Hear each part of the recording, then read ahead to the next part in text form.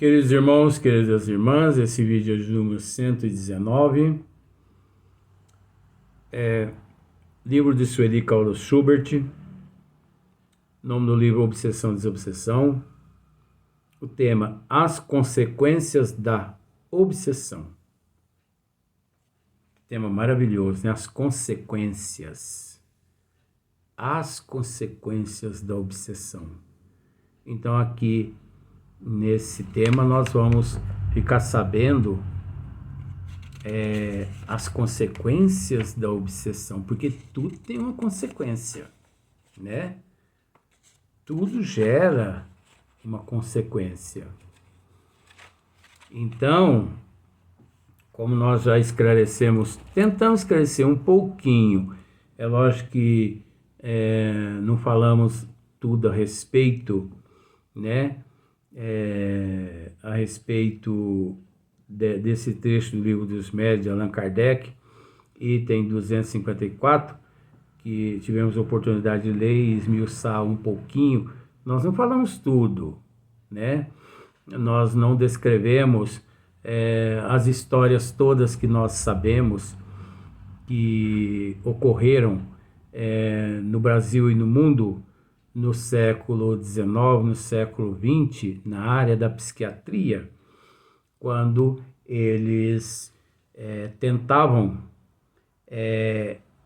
arrancar, vou usar esse termo, os psiquiatras na época, os cientistas, os psiquiatras na época, eles tentavam arrancar a loucura da pessoa usando métodos de tortura. Camisa de força, choque, né? Jogava ducha fria no paciente, trancafiavam em porões, em meio aos ratos, enfim, jogava-se no poço das serpentes, chama-se Poço das Serpentes, o que nós tratamos no vídeo anterior. Então, esses eram os psiquiatras que acreditavam na possibilidade de arrancar a loucura do paciente. Eles desconheciam o que de fato significava loucura. Eles desconheciam subjugação. Com a vinda, com o aparecimento, a codificação do Espiritismo, amenizou-se um pouco, porque muitos psiquiatras se inteiraram do assunto e foram, né, mudando. E aqueles que não se inteiraram, né, que não tiveram interesse, os desencarnes foram assim retirando eles aqui do plano físico e levando-os novamente à parte espiritual para que eles pudessem se reeducar, né? Porque já que não se educa aqui, já que não se adquire disciplina aqui, retorna ao plano espiritual, vai para as regiões umbralinas, depois são levados para os hospitais no plano espiritual, e o que eles não conseguiram aqui na Terra e nem no umbral, eles conquistam nos hospitais no plano espiritual, que é a educação e a disciplina. Até porque nós não estamos aqui falando do mal, isso é só um estudo para mostrar às pessoas como que em todas as áreas aqui na Terra, se nós estudarmos o princípio de todas, obviamente sentimos repulsa de tão nojenta, mas é preciso entender também que nada aconteceu por acaso. Aconteceu, passado. Não aconteceu nada por acaso. Porque eu podia dizer no presente, mas eu estou usando o passado. não aconteceu nada que não tivesse que acontecer, né? Então, até pelo fato da desigualdade evolutiva e o mérito de cada um, e também a evolução é gradativa, ela vai se moldando gradativamente, é igual uma escultura, né? Ali o escultor vai batendo aquele martelinho, aquele cisel ali, até sair a imagem. Um pintor, né? Aqueles que pintam quadros, eles fazem um risco, 2 riscos ali na tela, ali você pensa assim, esse é um doido. Aos olhos de quem não conhece, realmente é um doido.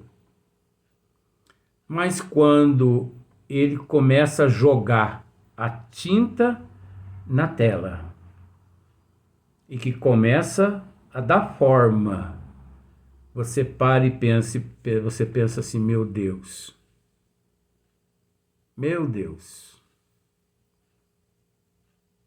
que é isso? Porque eu não sei se você sabe, o artista plástico, ele deposita na tela aquilo que ele traz dentro dele. O artista, ele tem que ser exatamente aquilo que ele projeta ali na tela. Vejamos, o quadro, a obra que ele produz, é um reflexo do seu interior. Porque ele bota ali na tela o que ele é por dentro. Tudo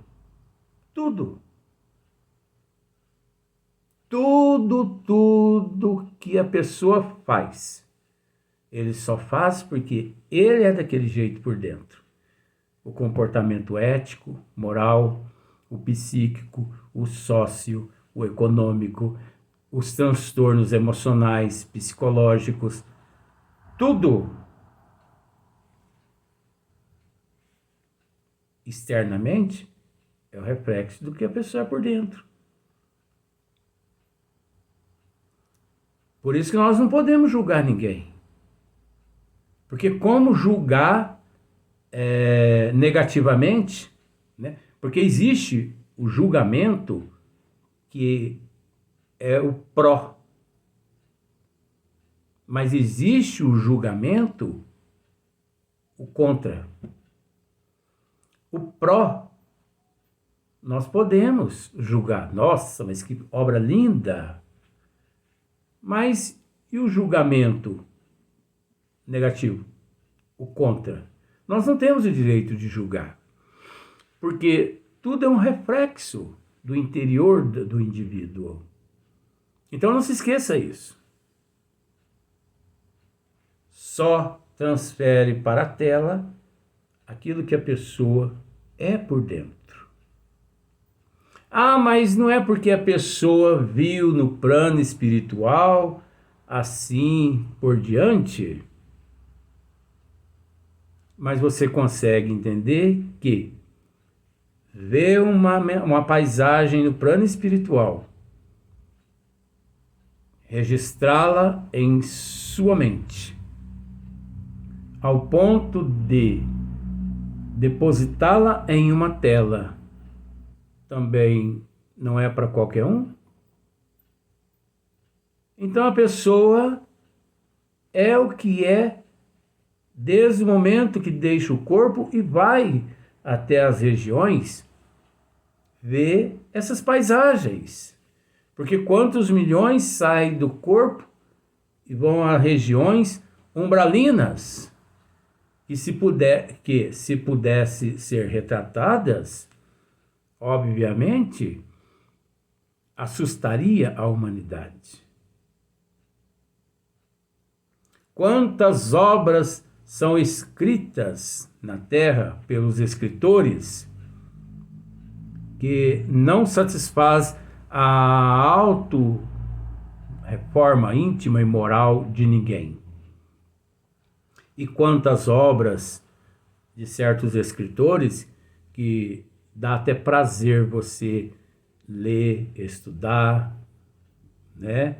E pôr em prática no seu dia a dia. Então isso é para que as pessoas reflitam a respeito. Então, Sueli continua. Quando ultrapassam o limite de simples influenciações, enraizando-se na mente da vítima, que passa a viver sob o domínio quase total do obsessor, as obsessões assumem caráter de subjugação, né? De subjugação. Vejamos, subjugação é uma constrição moral. Subjugação é uma constrição moral ou física que paralisa a vontade do que a sofre e o faz agir a seu mal grado. Então você observa que é uma constrição tanto moral quanto física. A subjugação. É óbvio que existe subjugações que ela afeta uma área e não outra. Por exemplo, existe subjugação que afeta a área que corresponde à moral. Nesse caso, o indivíduo, ele se apresenta nas condições mais vexatórias. Um monstro perante a sociedade, um desumano, aquela pessoa sem sensibilidade, aquela pessoa promíscua, obscena,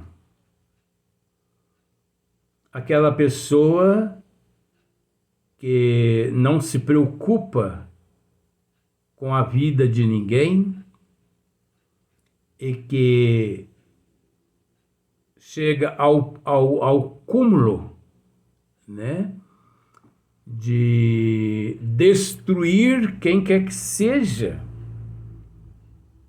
não se importando com a própria vida da humanidade. Aquela pessoa sem caráter, é aquela pessoa sem moral, é aquela pessoa desumana, é aquela pessoa que não tem dó de ninguém. Se preciso for, ela mata, ela passa por cima, se preciso for. Subjugação moral. Por detrás dessa pessoa pode existir ali obsessores levando-a a se comportar daquela forma. Tanto obsessores que se encontram na erraticidade, quanto obsessores que se encontram no corpo físico.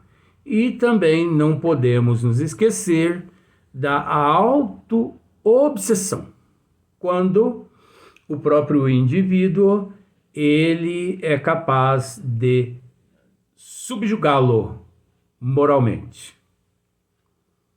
E a subjugação física, que paralisa todas as vontades do que sofre e o que faz a seu malgrado.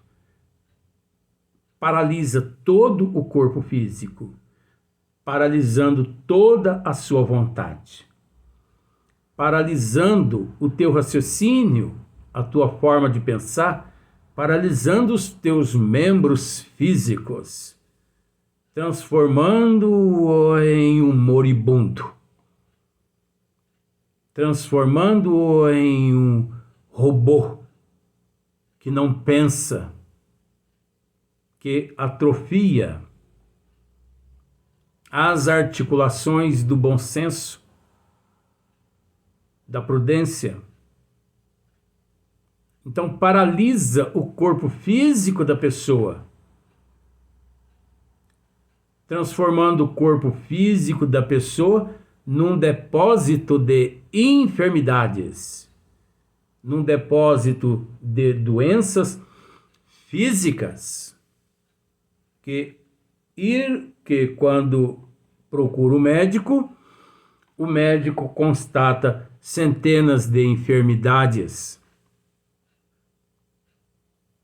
E também há casos que a pessoa, indo ao médico, o médico, através dos hemogramas, ele não consegue, os hemogramas, captar nenhum tipo de doença, a não ser ali a presença das doenças fantasmas, das doenças provenientes dos transtornos morais, dos desequilíbrios,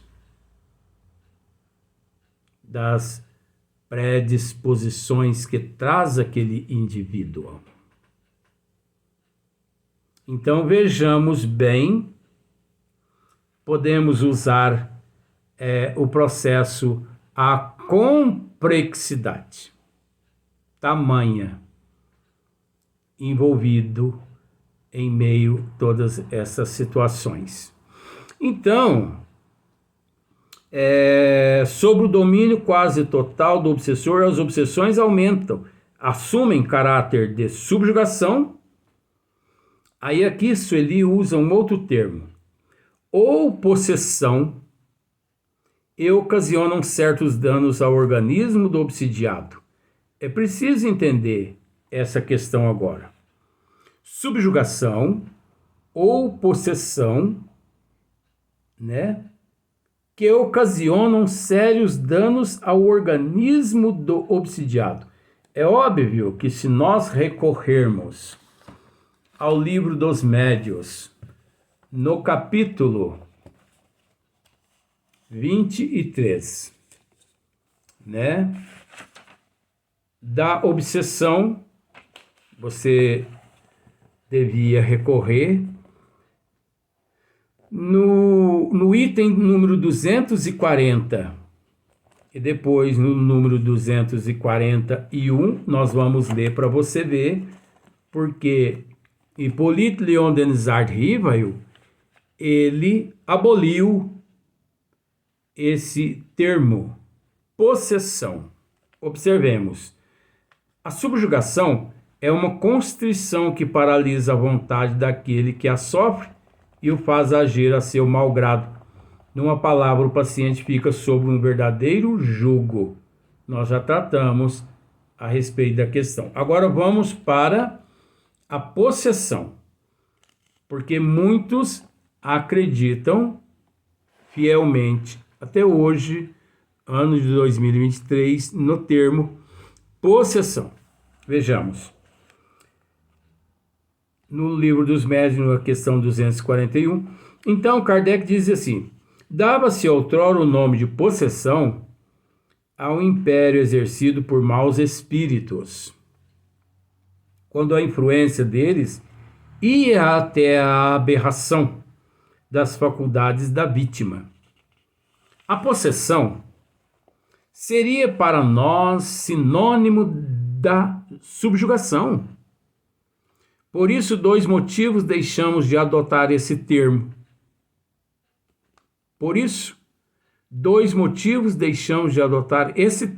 Possessão. Primeiro, porque implica a crença de seres criados para o mal. Implica, né? A crença de seres criados para o mal. Seres criados para o mal. E perpetuamente votados ao mal. Enquanto que não há senão seres mais ou menos imperfeitos, os quais todos podem melhorar-se segundo, porque implica igualmente a ideia do apoderamento de um corpo por um espírito estranho.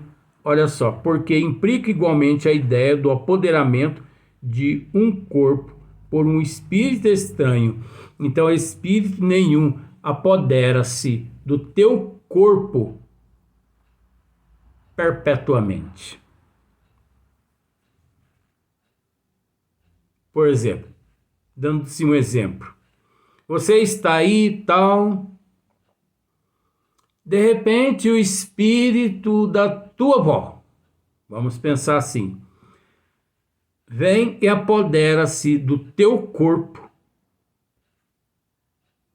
perpetuamente, expulsando a tua alma desse teu corpo. Isso é impossível, não pode. Como não existe o retrógrada, né? Como não existe o retrógrada, também um espírito apossar-se do teu corpo ou do corpo de quem quer que seja aqui na Terra perpetuamente. Então, por exemplo, até neste exato momento, o meu nome é Luiz Antônio. Eu sou, né? Ou melhor, eu estou Luiz Antônio. Só que daqui 5 minutos, um espírito apodera-se desse corpo e me expulsa desse corpo.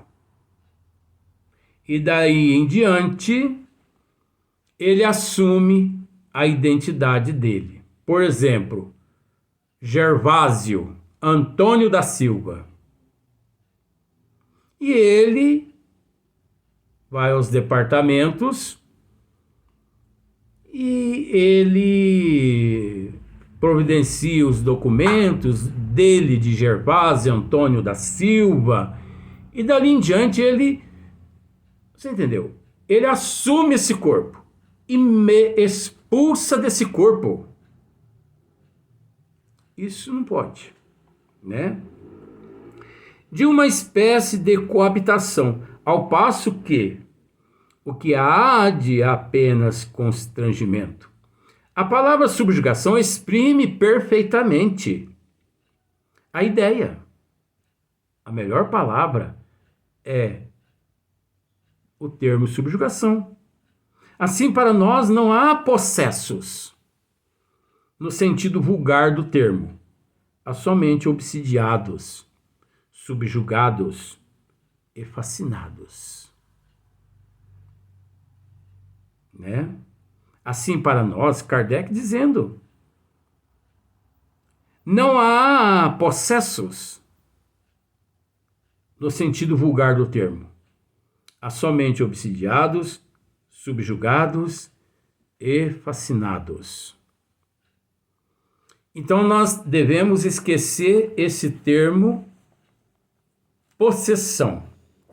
O espírita verdadeiramente espírita, ele procura abolir esse termo possessão. Aí você pode me dizer assim, então quer dizer que nossa irmã Sueli Caldas Schubert, ela se equivocou, ela errou, colocando esse termo possessão? De forma alguma.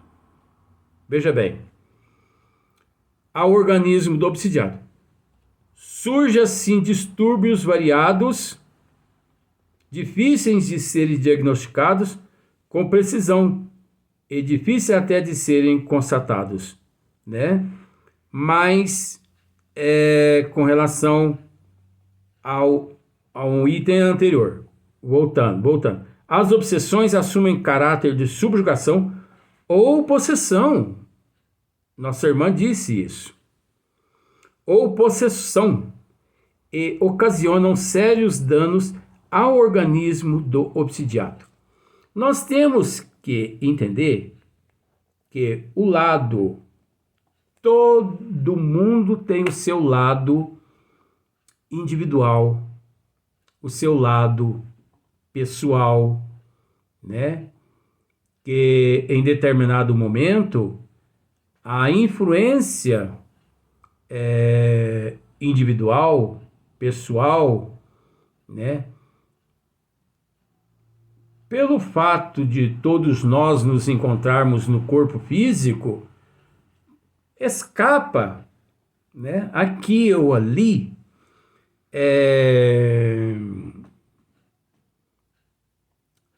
algo do nosso pessoal. Por isso que nós sempre recomendamos todo aquele que deseja estudar o Espiritismo começar sempre pelas obras básicas. Depois, a Revista Espírita, Leon Denis, Camilo Flammarion, Gabriel Delan, Divaldo Pereira Franco, obras de Manuel Filomeno de Miranda, obras de André Luiz, por aí em diante. Porque mediante uma situação dessa aqui, o indivíduo no momento ele não julga aquele autor, e sim ele reconhece que esse item faz parte da personalidade do indivíduo, que não está errado, cabendo cada qual assimilar com bom senso. Nós vamos para o próximo vídeo, mas daqui a alguns dias,